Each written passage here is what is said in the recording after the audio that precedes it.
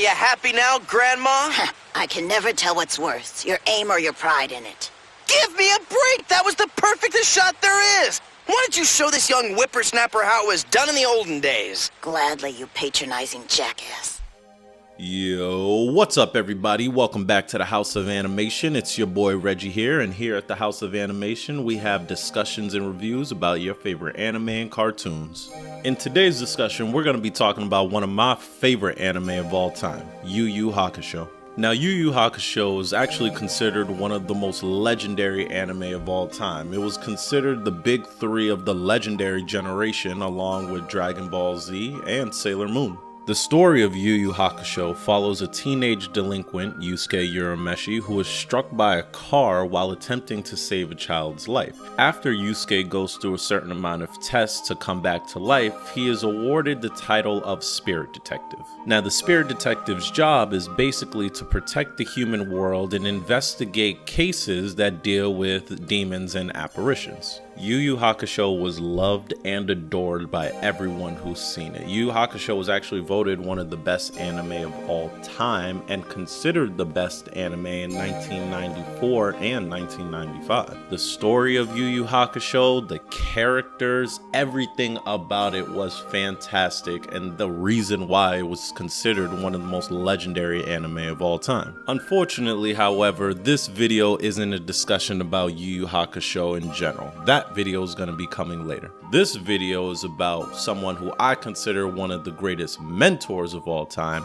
and that is Master Genkai. Genkai, to me, is one of the greatest anime mentors ever, period. Now, I have discussed this in previous videos, but just to review, I think there are 4 qualities that make a great mentor. Number 1 being how strong is the mentor. Number 2 being how inspiring the mentor is. Number 3 being the mentor had to have gone through life-changing experiences. And number 4 being that the mentor has to have had some regrets in their life so that they train their student to not make those same mistakes. Master Genkai has all of those qualities and more, and that is why I consider her one of the greatest mentors in anime history.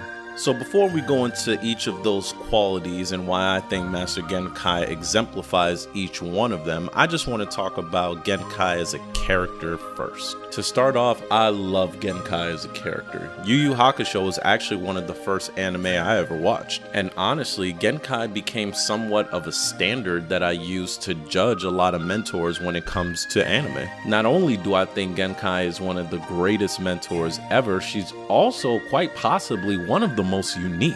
To start off, Genkai is a woman. Unfortunately, when it comes to anime, the trope of an old wise mentor is typically a man. So when I saw anime for the first time and then I saw women being the mentors to the main character, I honestly thought that was amazing. Not often do we have main characters, especially when it comes to anime, and especially when it comes to shonen anime, do we have female characters as the wise mentor. When Genkai was introduced, she quickly became one of my most favorite characters because she was an old lady who had a no-nonsense attitude, who was quick-witted and foul-mouthed just as much as Yusuke.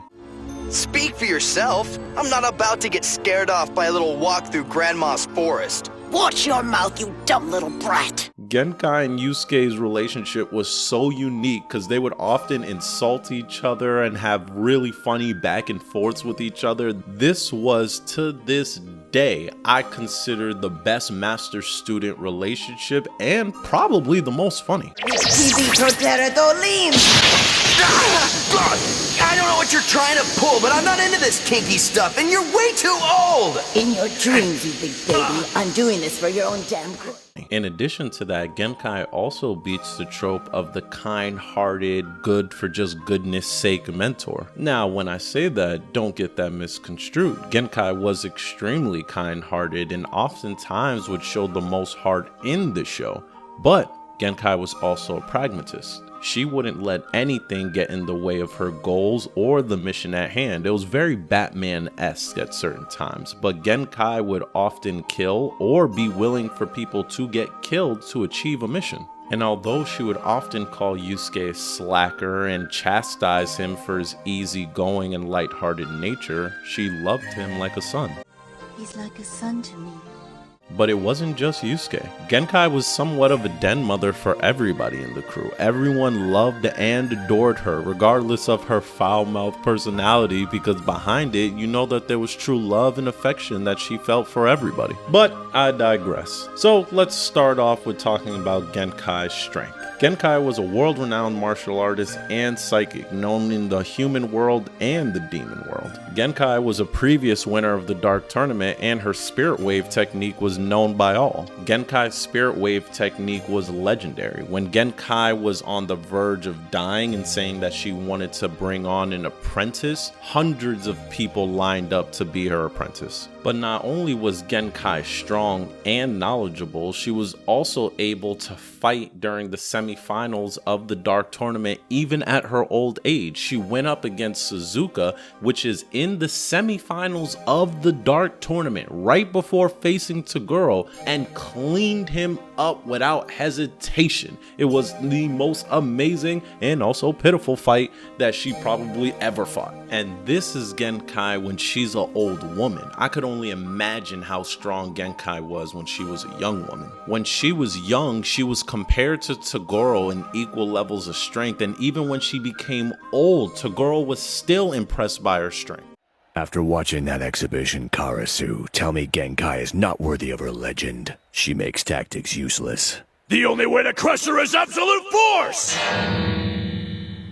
But as we know, strength isn't the only thing that makes a good mentor. It's also their quotables. How inspiring were they? And not only to the characters, but to us, the viewers, as well. So the first time I watched Yu Yu Hakusho, I want to say I was probably around 10, maybe 11 years old. And as much as I loved Yu Yu Hakusho, and as much as Genkai was one of my favorite characters, it wasn't until I rewatched Yu Yu Hakusho, where I was probably about 21 or 22, that Genkai's quotes really started to hit me. Genkai to me has some of the best quotes in anime because not only are they impactful for the characters, they're also impactful for the audience. It's time you bit the bullet and started caring about something with all your heart and energy. But you can't care about it if you're always holding yourself back in case it doesn't work out. Concentrate on what's important, Yusuke. Then commit to it all the way. Her life lessons about putting your heart into everything, dedication and hard work are things that still follow me to this day. That's one of the things I loved about Genkai as a mentor. She never talked down to her students or the audience. Genkai treated Yusuke as an adult because he was going through adult things, dealing with life and death on multiple occasions. Even to the point where, to save everybody in the Dark Tournament, Genkai told Toguro to kill Kuwabara so Yusuke could tap into his deeper power. The only thing you have to do is kill one of his friends, and make sure he's watching. Open your childish eyes, dimwit. If you don't stop Toguro, everyone in the stadium dies, and damn it, if the life of one friend is what it takes for you to save the rest of them, then that sacrifice is worth it.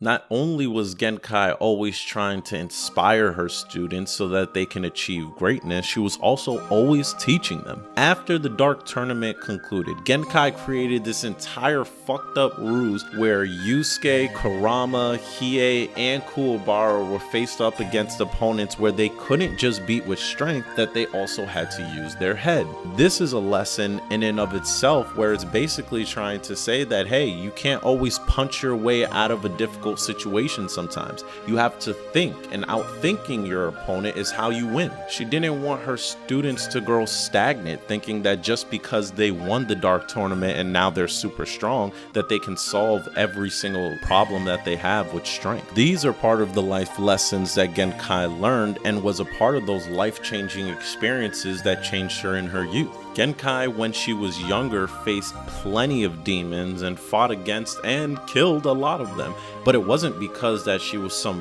virtuous good guy for the sake of goodness. She was doing it because she had missions to accomplish and demons often got in her way. I fight to get what I need for myself and always have. I attack whoever stands in my way. It just so happens that a great deal of those people happen to be demons.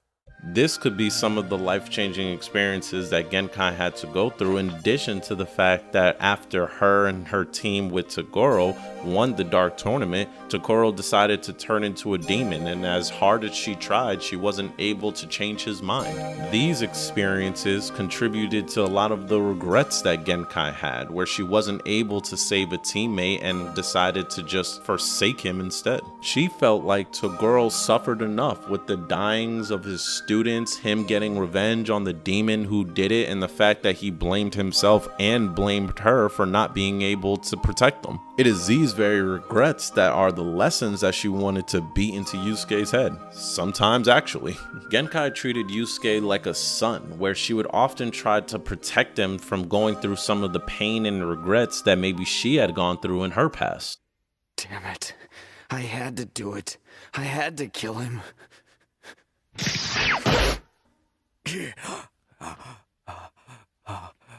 We don't have time to have death on your conscience. Don't you dare question yourself. He'll be fine. You took the right action.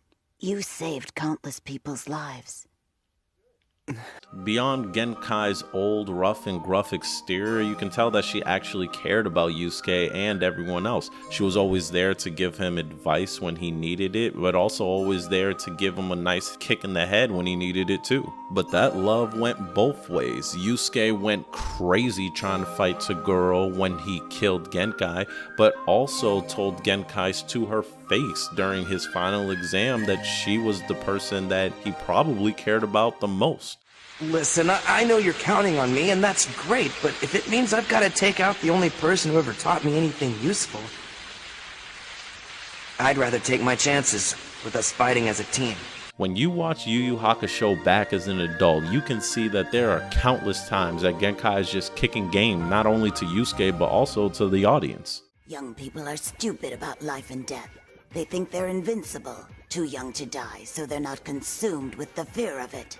That's why armies recruit teenagers. That's why Koenma recruited you.